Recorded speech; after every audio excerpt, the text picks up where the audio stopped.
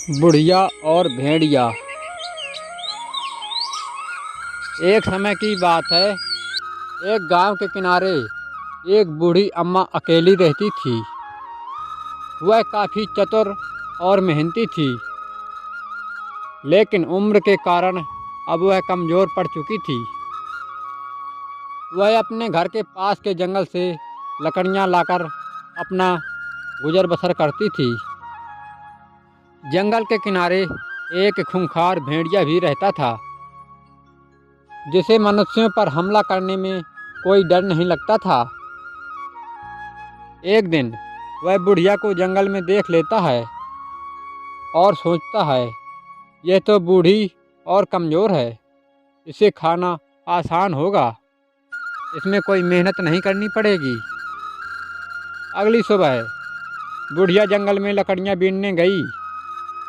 भेड़िया उसका पीछा करता हुआ पास आ गया और गुर्राते हुए बोला, बुढ़िया, अब तुझे मैं खा जाऊंगा।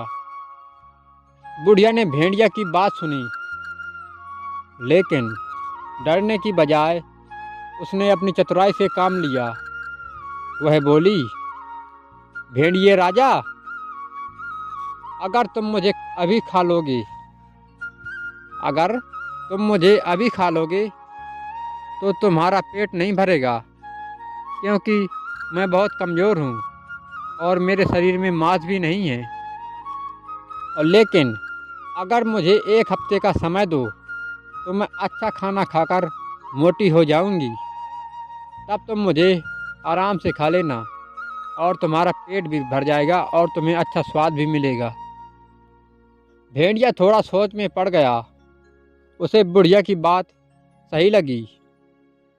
उसने कहा, ठीक है बुढ़िया, लेकिन एक हफ्ते बाद मैं ज़रूर आऊँगा। भेड़िया खुशी खुशी चला गया और बुढ़िया तुरंत घर लौट आई। अगले ही दिन वह गांव के लोगों के पास गई, उन्हें सारी बात बताई।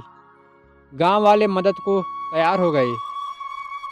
अगले हफ्ते जब भेड़िया बुढ़िया को खाने आया तो उसने देखा कि बुढ़िया के घर के चारों ओर लोग हथियार लिए हुए खड़े हैं।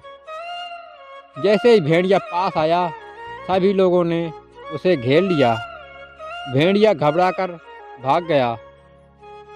भेड़िया बूढ़ी अम्मा की चाल समझ चुका था। वह जान चुका था कि अब मैं बूढ़ी अम्मा को नहीं खा सकता हूँ, क्योंकि बूढ़ी अम्मा बहुत चालाक और चतुर है। इस कहानी से हमें यह सीख मिलती है कि संकट के समय घबराना नहीं चाहिए, बल्कि अपनी बुद्धि और विवेक का उपयोग करना चाहिए। भगवान ने बुद्धि इसीलिए दी है कि हम संकट के समय उसका उपयोग कर सकें। धन्यवाद।